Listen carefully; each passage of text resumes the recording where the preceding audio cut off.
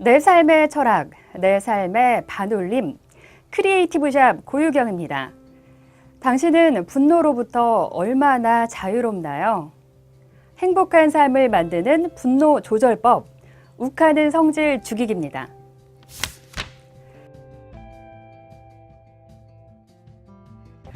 참아야 한다고 마음속으로 아무리 외쳐도 도저히 못 참겠어. 그냥 돌변해버려. 완전히 미친 사람처럼 돼버려서 나도 어쩌지 못하겠어.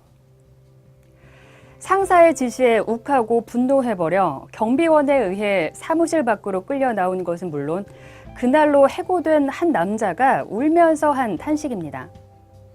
이 남자는 과거에도 여러 번 그런 일이 있었다고 합니다.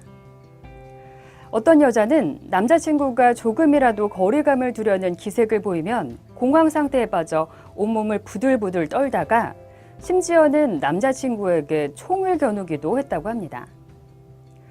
그런데 정작 그녀는 자신이 한 행동을 잘 기억하지 못한다고 합니다.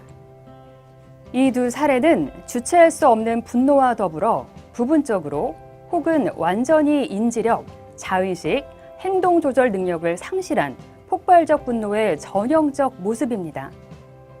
어느 순간 완전히 자신을 잃고 딴 사람으로 변하는 것이죠. 심리학자 존 레이테이는 평범한 사람 5명 중 1명이 통제 불가능한 분노를 경험했다고 말합니다. 전 세계 인구의 20%가 극단적 행동을 저지를 만큼 심각한 분노를 표출하는 것은 아니지만 많은 사람이 때때로 분노를 참지 못해 후회할 말이나 행동을 하고 있다는 의미죠. 분노는 이미 많은 나라가 안고 있는 중대한 사회 문제가 됐습니다. 분노는 예방이 중요합니다.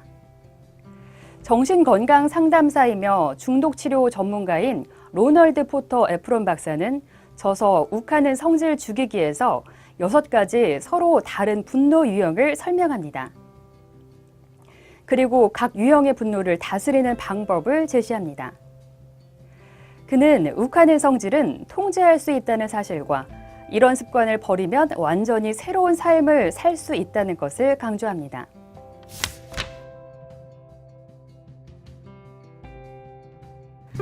모든 인간은 감정을 담아두는 마음의 그릇들을 가지고 있습니다.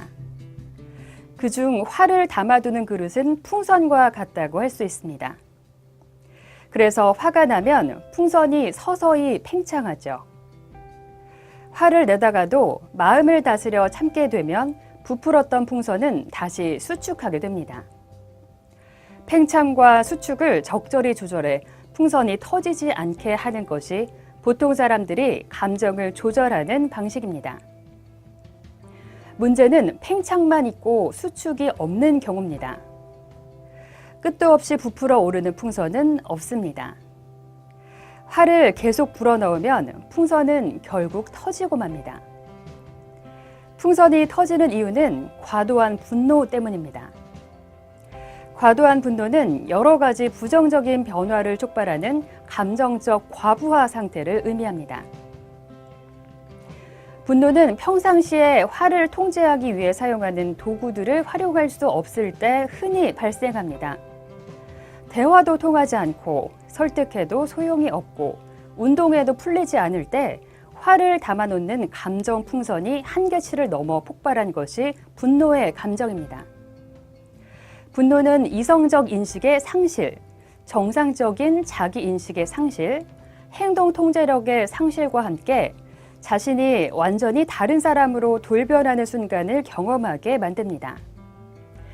이를 전문 용어로 해리성 사건이라고 합니다.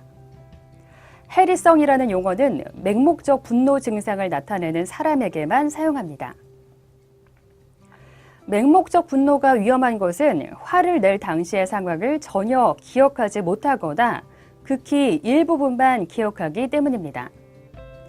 맹목적 분노는 욱하는 성질을 가진 사람들이 경험하게 되는 가장 강도 높은 변화로 강력한 분열증으로 판단합니다. 맹목적 분노는 죽을 뻔했던 경험이 있거나 성폭행과 같은 경험이 있는 사람이 그 트라우마를 어떻게 억누르냐와 연관됩니다. 욱하는 성질을 가진 사람들이 트라우마를 견디기 위해 알코올을 섭취하는 경우가 많은데 그렇게 하면 맹목적 분노 현상이 더 쉽게 나타납니다.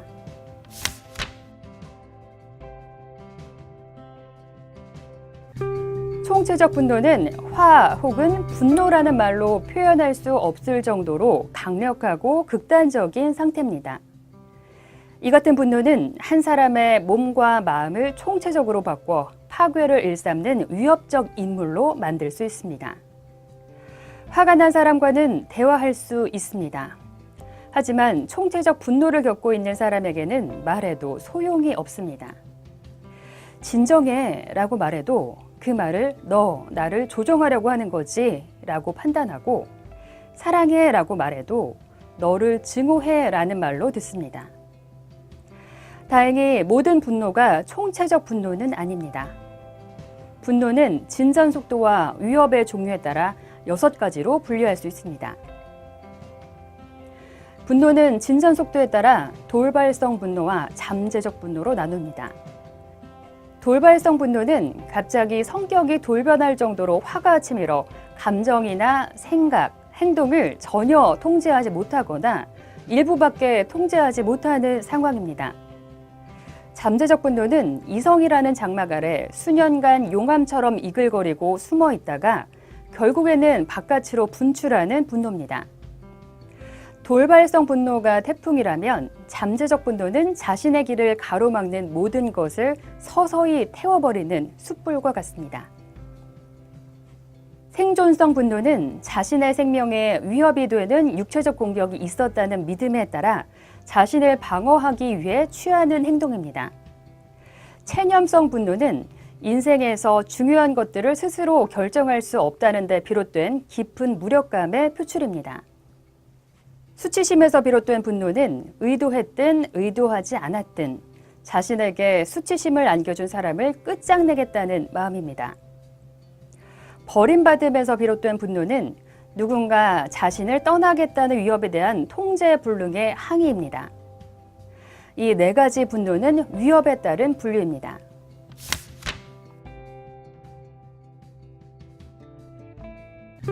분노는 예방이 최선입니다. 위에서 언급한 6가지 유형의 분노는 대부분 마음을 진정할 시간을 갖거나 분노 관리 프로그램으로 화가 폭발하는 것을 예방할 수 있습니다. 또한 뇌가 이성을 잃고 통제 불능 상태가 되지 않도록 약을 먹는 것도 좋은 예방법입니다. 화를 낸다고 해서 모두 폭발적인 것은 아닙니다. 대부분은 부분적으로 통제력을 잃는 경우가 많습니다. 통제력을 극대화하려면 자신의 분노가 부분적인 것인지 아니면 총체적인 것인지를 판단할 수 있는 정보를 최대한 많이 알아야 합니다. 더불어 정보와 함께 각각의 유형에 맞는 단계별 예방법을 알고 스스로 분노를 조절하도록 유도해야 합니다. 이러한 과정을 혼자 해나갈 자신이 없다면 가족, 친구, 전문 상담사, 의사 등 주위 사람들에게 도움을 요청하는 것도 중요합니다. 욱하는 성질이 있는 사람이라면 몹시 괴롭고 고통스럽고 잔혹하며 외로운 삶을 살고 있을 것입니다.